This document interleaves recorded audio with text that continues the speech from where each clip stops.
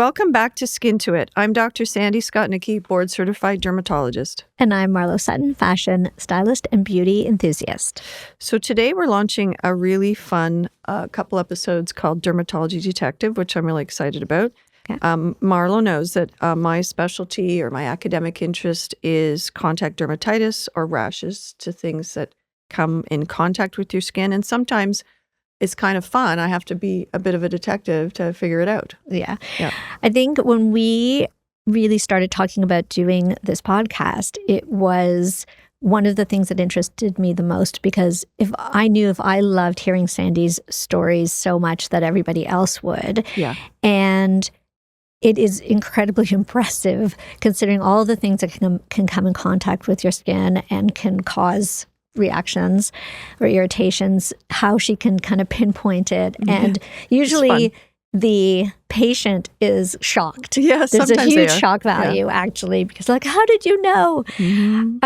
Okay, so you briefly said what contact dermatitis is, but can you give us a little bit of a broader definition? And I think that's where a lot of the confusion stems from, because when you talk to patients about allergy, they think about going to an allergist and getting prick testing to like seafood or peanuts. That's an internal allergy. We call it in medicine a type 1 allergy. Okay. Contact dermatitis is very different. So the quintessential example there for people that live in North America is poison ivy. So if you touch poison ivy and you're allergic, because not everybody is, you get a rash. That's Not contact everyone dermatitis. is. No, not everybody is. No, that's another kind of concept or myth. Okay. Some people can roll around at it with no problem. The more you the more you're exposed to contact dermatitis, the more you're exposed to poison ivy, the more likelihood you can develop an allergy. In fact, that's an important point about contact dermatitis. It comes after repeat exposure. Okay. You have to see, your skin's immune system has to see something time and time again, and then it says, okay, I don't like this, and then you become allergic. Okay. And contact dermatitis, the other thing about it is it's usually in the place you touch something, but not always. And we're going to talk about that, which makes it kind of detective-like. Yeah. And it's delayed. So you eat a peanut, you immediately get swollen lips, you get hives. That we call that immediate allergy. Okay. Contact dermatitis is delayed. You touch the poison ivy. It's not till the next day or the next day after that, depending on how allergic you are, that you develop the rash. So that's also makes it a bit sort of more difficult from a detective point of view. Okay. So let's talk about patch testing, which is, I guess, a big way that you that's the only way. Yeah. That's the only way. Okay. I mean, that's the gold standard in medicine to determine if something is allergic. If you're allergic to something that's coming into contact with your skin, the only way to determine it is through patch testing. So with patch testing in Ontario, it's covered by the government healthcare system. We put on your back anywhere from 80 to 100 or more individual little chemicals in Vaseline or alcohol. We tape them on your back for 48 hours. We see if your skin's immune system is allergic to it or you're allergic to it. And then we read the back 48 hours later after they're removed. So they're put on, they're left on for 48 hours, and they're taken off, and then they're read another 42 or 30 or 2 to 3 days later. Okay. So what's interesting about a lot of these stories is that a lot of them you figure out before you even have to patch test. Well, some of them aren't actually true allergies. So I should have said that at the beginning. Contact dermatitis is you can be allergic to something that touches the skin, or you can get irritated by something. So you have allergic contact dermatitis or allergic irritant dermatitis. So the vast majority of chemicals that touch us don't bother us at all. Okay. And then many of them are irritating. Like if you put acid on the skin, you get a rash. That's not allergy. You're irritated. Same with soap, same with water. But a small percentage of chemicals that come into contact with your skin, you can be allergic. And the problem with those is once allergic, always allergic. Right. Okay. And then you can't really use it anymore. And if you do, the rashes just get worse and worse. And in an occupational setting, which is part 2 of our series, it can be very disruptive to people's work life. Sure. And sometimes end careers. Wow. With respect to like acrylates and nail technicians and things like that. Okay. Okay. So I know you kind of once mentioned to me that you have sort of a series of clues. I mean, obviously, as a physician, you come in and you see somebody with an irritation, and so what's the first thing Well, with contact dermatitis, the most important thing is location. Okay, so location is going to give us a clue. Right. It's eyelids, If it's, belly buttons, do you know what causes rashes around belly buttons? Oh, I think the button from your pants The snaps, and stuff. the nickel and the snaps and the belt loops, very good. So location's very important. Exposures, like what do they do? Do you wear belts? Do you have jeans with snaps? Right. How many days? So it's often delayed. So location, duration, what's actually coming into contact with their skin. We ask obviously a history of, did you change something? Do you do this? Do you wear that? Devices, you can have reactions to devices. We're going to touch on those. That's amazing. Yep. I'll never forget when Sandy told me that the sides of your face around your eyes can get, irritated from your shampoo. Yeah. I mean, it's so logical when you know it because, you wash your hair, you rinse it off, and obviously the suds fall onto your face. Yeah. But I think I didn't think about it until Sandy told me. I have to say, when I published my book back in 2018, I talked a lot about how shampoos can cause eyelid problems and facial problems and neck and ear. And it was sort of proven after I published my book, because I've been talking about that for years, especially to other doctors. And then they actually did a study looking at the most common cause of new onset eyelid dermatitis is shampoo ingredients. Wow. And hair care ingredients. So it was sort of proven in the years after that was certainly a rising cause. Because there's so many people who come in with new onset eyelid dermatitis. They've never they changed all their face stuff. Yeah. But they don't change their hair. And then as soon as I tell them to do that, and they think I'm like some genius, and it's just like, no, you could just wow, it was really my shampoo. You are a genius, Sandy. Yeah. Oh, wow. Okay, so detective, let's get into our first story. Okay, so one of the fun ones, and this actually isn't allergy, so this is slightly different. We'll discuss what it is. So I had a young man come in, and I can always tell, like as doctors, we get behind sometimes, so I can tell when people are a little upset when I'm behind. So I walk into the room. It's a young man. He's got his arms folded. He's a little mad because I've been making him wait. And I ask him why he's there, and he shows me his right hand. He's right hand dominant, and he has a brown patch between his thumb and his index finger. And I looked at him and I said, "Were you doing tequila shots?" Love it. And he looked at me and he's like, and he kind of got a little spooked actually. He goes, "Yes, I was." That's so funny. How do you know that? So that's what we call margarita burn, is the sort of margarita burn. Yeah, so it is, the technical term is a phyto. Phyto means plant, photo, because you need the sun, dermatitis. So there's a chemical in limes and lemons and some other, celery, actually, it's interesting, parsnip, called a furocoumarin, which accentuates the sunburn. So if you get a lot of the lime or lemon juice on your hand and you're out in the sun, you get that. No, two interesting points here. Do you watch The Pit? Yeah, love The Pit. So The Pit, actually, I was so excited. There was a dermatology case. Yes. Yeah, so... and the poor guy was really bad shape. So he was making margaritas out in the sun. Pictures of margaritas. Yeah. His hands were covered in blisters and his face. And like if you get a high concentration of juice, I've seen people come back from like cruises and stuff and they have this like sort of S shape on their chest where they were sipping the margarita and some dropped on their chest. So it's like this little kind of... like a patch? Like a snake, of brown. And the reason it turns brown is it's such an intense burn that you irritate the cells that make color, the melanocytes, and you get a brown discoloration after the redness or the sunburn kind of part goes away. Right. And it can last for 6 months. Oof. Okay. Another interesting point there is you may have heard...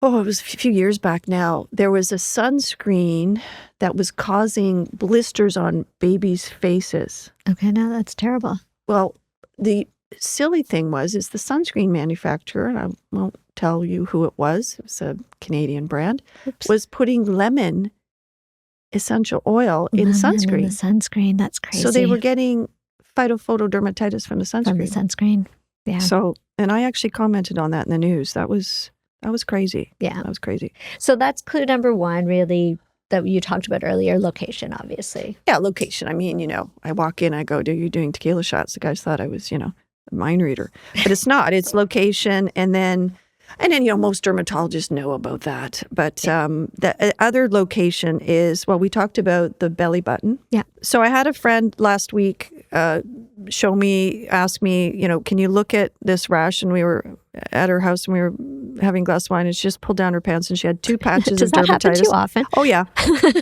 Patches of dermatitis on her upper outer buttocks. And I said, you're allergic to the grommets in your riding pants. She's a polo player. Okay. So, people can be... Like right off, you just knew.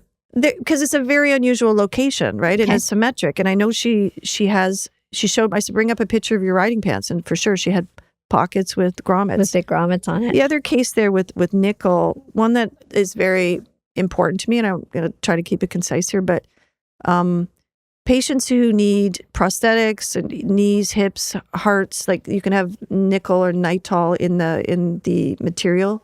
But the one that's really was problematic is if somebody has a hole in their heart, it's called a patent ductus arteriosus, and they need to have this device. It's called an Amplatzer. It's like a little umbrella. Okay. So you can put it through the femoral artery, or you can go open heart surgery.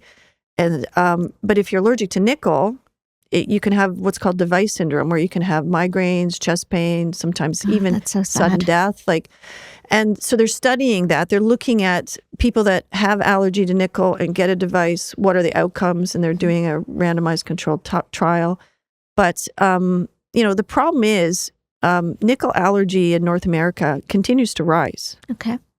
In Europe, they have something, and this is an important point I wanted to make, something called the Nickel Directive, which they passed in 1994, where they control the manufacturing process. If you have a cheap metal that touches the skin, or that you implant, piercing watch, and touching, rings. Yeah. they control the amount of nickel that can be released. Okay. So there are manufacturing protocols. Guidelines. So they have shown since 1994 that they've decreased the incidence of allergy to nickel significantly. Wow. And not in all countries. But the point is if you're nickel allergic, you're screwed. Like if you need a prosthetic, it's a problem. We want to get to the upstream and decrease the incidence of allergy by controlling manufacturing process. And unfortunately, in North America, we don't have the nickel directive. But if you're a company like Apple that wants to sell your products in Europe, you have to follow the nickel directive, because there was an issue with iPads at one point. Really? Kids reacting to the metal in the iPads. I had as soon no as idea. Apple followed the nickel directive, no more cases. Wow. Okay. Amazing. Okay. More crazy stories. More crazy stories. Yeah. Oh, let's talk fragrance. Fragrance. Yeah. So there's so many crazy fragrance stories. The best one, and actually this was published, wasn't me, taxi driver or Uber driver, those plug-in things. So he came in, he kept having rashes around his eyes and on his face. So fragrance in the air in those plug-in things can cause airborne rashes, and he was severely allergic to fragrance from that. Oh gosh. So that was sort of a detective case. And in the same way as diffusers. You know about the diffuser epidemic. I've talked about that. Yeah. So, but I think people should know that, because I don't think a lot of people realize.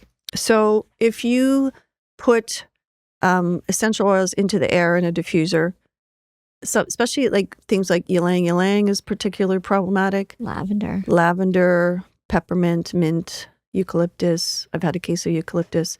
So I had one lady, she came to me and she had these explosive photos of this wicked rash around her eyes. And she goes, it's really weird. It happens about 4 times a year and I can't figure it out. And I go, so we go through her products. So I patch test her and she comes up to ylang ylang, like 2+ blistering reaction at the final read. And I said, do you use essential oils on your skin? And she said, no, but I put them in a diffuser. Right. So she showed me a picture. She had a wall of like all these little bottles. So when she picked ylang ylang, because she didn't pick it all the time, and put it in her diffuser, and it wouldn't happen right away. It would happen the next day. Oh gosh. So that was a true detective story, that one. Okay. So let's talk about rash patterns and like still in the fragrance realm, and talk about shampoo and nail polish. And I know we've done a great nail 101. Yeah. But yeah, let's talk about that. So not fragrance, but there's an ingredient in shampoos called cocomethyl-propylbutane, which is a coconut surfactant. I love that you can say that a few times fast. Okay. So surfactants or detergents are, like, people know sodium lauryl sulfate, right? But so people didn't like that. So, and it can be drying depending on the concentration in shampoos. So then they started to look at other types of surfactants. So one of the more common ones is this coconut-derived cocomethyl-propylbutane. And so we started to see people with rashes at the corners of their eyes, like a crack that just wouldn't go away. And this was described a few years back in the literature. And we patch tested them and they came up to cocometal. So again, it's the shampoo causing an allergy on the eyes, not on the scalp, and it's from the detergent. Right. Wow. But the craziest fragrance one I have is the hockey case. You know the hockey case? I do, but it is crazy. It's crazy. And all three of my sons played competitive AAA hockey. My middle son played junior A. They were all hockey crazy. So I had this, I had a sympathy for, what hockey players have to go through. And I saw this young guy who was 14, incredible player. And he just was covered in dermatitis head to toe. And the problem was trying to get him tested because he was always covered in a rash. Oh, gosh. Okay. So I put him on something called prednisone. We tested him. And that day 2, which is pretty early to have severe reactions, he had a very strong blistering reaction to fragrance. And it was because his mom was spraying his hockey equipment with Febreze. Yeah. So Febreze is not meant for... I don't like Febreze generally because I don't like fragrance in the air. Fragrance are chemicals. I mean, people talk about chemicals, but so anyway, he had to get all new equipment because it wasn't going to come out of that fabric. And as soon as he did, he was totally fine. And I remember him coming back being so thankful. I think he went on to the OHL. He was an incredible player, really. But he would play anyway. That was the thing. He was so determined. He'd play anyway. But he was... And the other thing about this that's really important is that he is now allergic to fragrance for the rest of his life. Right. So once allergic, always allergic. So he's going to have trouble with wearing, aftershaves, shampoos, body lotions. So everything has to be even unscented. His partner. Yeah. Yeah. So actually, that's a good segue. Remember the bald guy? No, which you don't know that one? I was going to end with that one, but we're here now. So, oh boy, this was one of my favorite cases. Okay, so I had a bald man come in, and the bald part's important because he had rash all over his head, and he said, "You've got to help me." He was desperate. He goes, "You're like the 4th person dermatologist I've seen. I use nothing."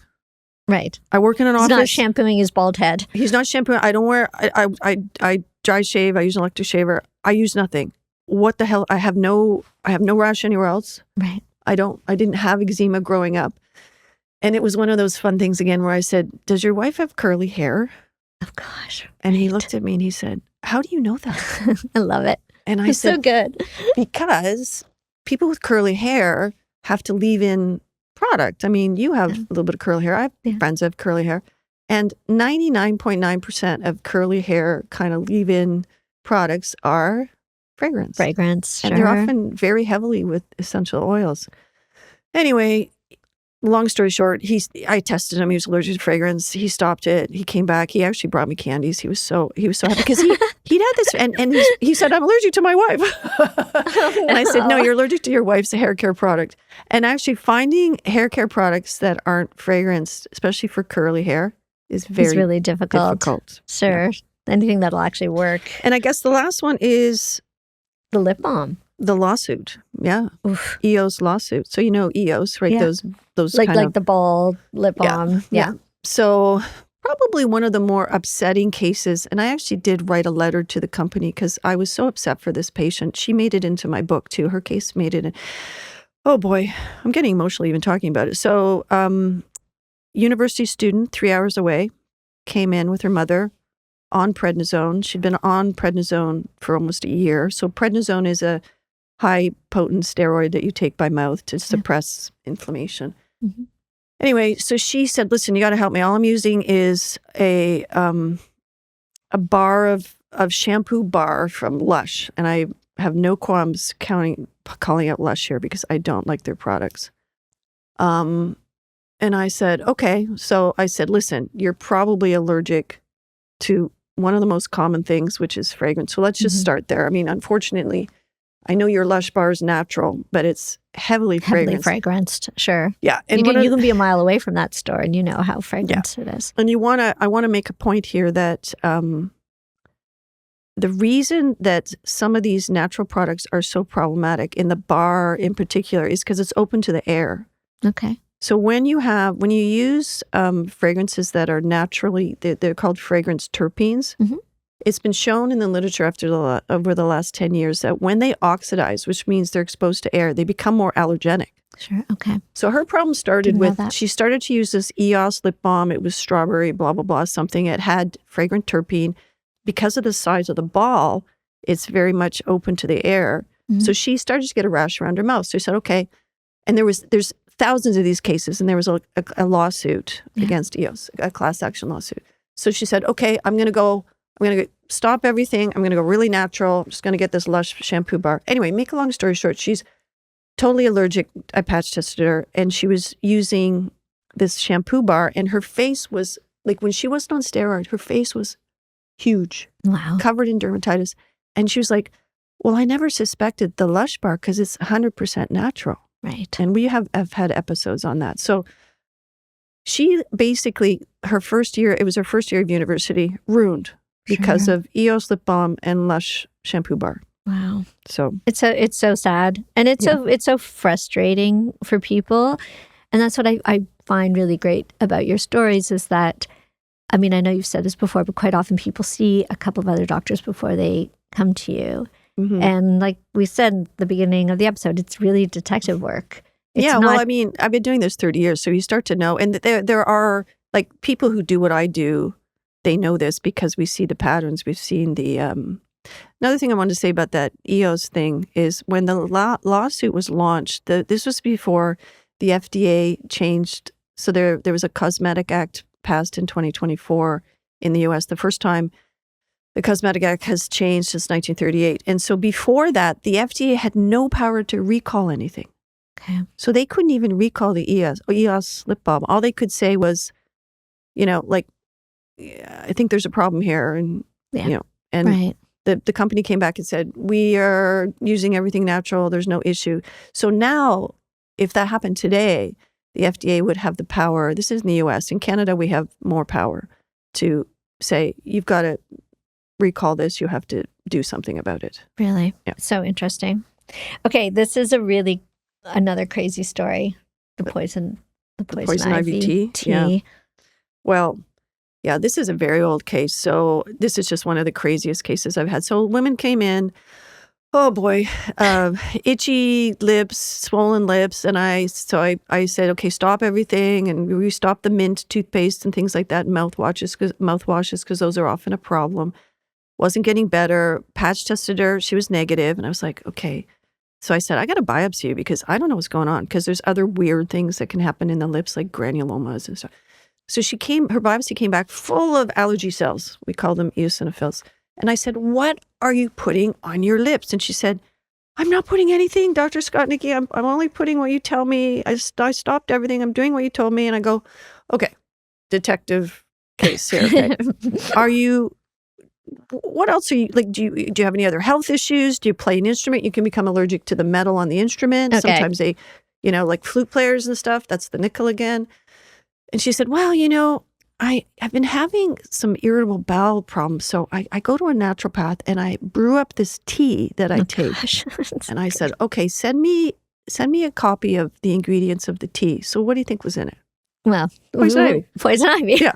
Yeah. So the chemical name for poison ivy is called rhus, R-H-U-S, and it's actually a very commonly used naturopathic ingredient. And Right. it actually it has some great anti-inflammatory activities, and that was actually also causing her irritable bowel syndrome, probably. Like, I don't know, because that's a good point. If you are allergic to poison ivy, you can actually eat it. Because remember I said there's a difference between internal allergy Sure. and contact. But if you ate a bucket of it, Yeah. okay, and you ate a lot of it. Maybe don't eat any poison ivy. You can just to be safe. And actually what's really cool, here's another fun case I just remembered. So I had a patient allergic to chamomile is a commonly used ingredient in skincare, especially natural skincare. So she used a product, became allergic to chamomile. She started drinking chamomile tea, and she started to get rashes because she was drinking so much of it. So if you ate a bucket load of poison ivy, this woman was getting lip dermatitis, if she had contacted poison ivy on her skin, like with a plant, she could have gotten a recall of where she touched the poison ivy. Wow. So that was one of my craziest cases, other than, well, actually, no, the next one is really crazy. The ski sock guy. Okay. Do you know this one? Yeah, I know. I've heard all these stories, but I still love them. Okay. Okay. Keep going. We're almost almost done. But yeah. Couple more. Guy comes in and he said, very, very educated. I think he was a professor, and he was adamant. He said, I'm allergic to my ski socks. I said, okay. I've seen it all. I'm gonna listen to you. He said, it's pretty unusual. He showed me these pictures, and he had these horizontal lines of blisters on his shins, where, you know, when you ski, you get that sort of pressure from the ski sock. It leaves a mark from being in your boot all day. I'm like, yeah, something's going on. And anyway, so we tested him. He came up to that preservative, you know, we've talked about it before, methyl isothiazolone. Okay. So I said, well, it's not in the sock, but it's in detergent. So I said, what do you wash your ski socks in? And ski socks, they're wool, they're heavy. So they would kind of, you could have the methyl isothiazolone from the detergent sort of stay in the fabric. Right. But here's the crazy part. So we figured it out. I said, okay, it's MI from the detergent, laundry detergent, concentrating in your socks, change your detergent. What's the problem with household products in North America? They're not labeled. Oh. So you don't know what's in them. Oh. This was years ago, so they've changed some of that. They do have it on websites. So he used Kirkland Lake. Kirkland. That's a location. Kirkland. He used Kirkland, like the Costco brand. Costco brand, and he was, like I said, he was a very smart man, and he was relentless. He kept emailing them, and he kept me informed where the progress was. And he said, yes. After many emails, they finally relented and told me there's MI in their laundry detergent, and I told them they should take it out. And I do believe that they have. A lot of people have taken out MI from laundry detergent because it's problematic. That's so interesting. Yeah. It's Allergy amazing. ski socks. It's amazing. Okay, I know there's one other story that you haven't mentioned yet that I actually was talking about this morning, was the farmer. Well, that's in the occupational segment, but we can talk about it here. But yeah, so I get so many crazy cases. The pig farmer, like how many pig farmers do you see? Like a true pig farmer, 2 hours out of Toronto, you know, totally handicapped. He couldn't use his hands. His hands are like falling, like they were chopped meat. Oh God. Like some of these people, it's so devastating, especially the occupational cases, which we'll do in part 2. I took a history, and I think I had just reviewed farming, and I said, you don't happen to use any topical antibiotics because you can be allergic to polysporin, right? High incidence of allergy to bacitracin and polysporin. He goes, well, his wife chimed in, you use peppermint on the teats. Right. And I go, okay, well, we'll throw that in there. Because history is really important because you have to see what they're exposed to, and I have to test them to it. Sure. So we tested him to 1% peppermint, and he had a blistering, rip-roaring reaction. And he was so thankful because his hands cleared up and he was fine. It's amazing. Yeah. It's amazing. So I wanted to mention actually devices. That's the last cases I wanted to talk about. Okay. Because I think it's important for listeners to know, especially with wearable devices, they're becoming much more frequent. Mm-hmm. So we've had outbreaks to Fitbits.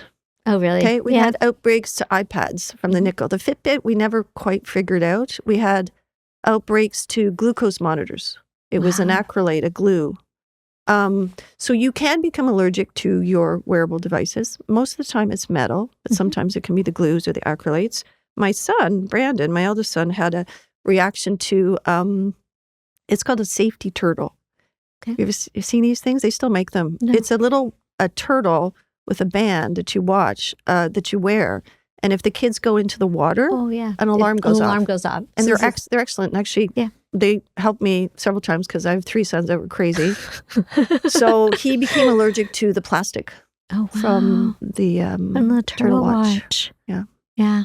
So those are my crazy cases. There's probably more. There are more. Well, there's for sure more. Well, I think we said at the beginning we'll make this into a series because I really think it's also people who are going through, this could help people who are going through, have rashes or have, irritations and they don't know where they're coming from. And that's a good point. Like if you feel, especially if it's an occupational case, we're going to talk about that in part 2, but you need to see a dermatologist that specializes in contact dermatitis. There aren't many of us in North America. We certainly have a few in Toronto, but yeah, and you need to be properly patch tested. The other problem with that is if you are properly patch tested, but the doctor can't inform you how to avoid what you're allergic to, right, then that's not helpful. So it's tough, but maybe when I retire, I'll do these things online and I'll just talk to people around the world that think they're allergic to something, but I can't patch test them though. Fair, you can't patch test them, but you could help. I could help. Could maybe lead them in the right direction, yeah, right? Because sometimes it's about narrowing it down because it just seems like it can be so broad at times, right? Well, I think the most important point here is you have to, if you don't think about it, it's not going to, like, you have to consider that, okay, maybe what I'm putting on myself or touching, I could be allergic to. Yeah. So. Absolutely. Yeah. All right. Well, thank you so much for listening to Skin to It. I hope you enjoyed today's episode. If you have any questions, reach out to Marlo and I on socials with DMs, and don't forget to subscribe and leave reviews. It helps us bring the content that you love. Absolutely. Thank you, Sandy. Thanks. Catch us every Thursday for a fresh exclusive dose of Skin to It. And don't forget to subscribe so you never miss out on the skincare wisdom. We will guide you through the maze of skincare and cut through that noise to help you achieve your healthiest skin.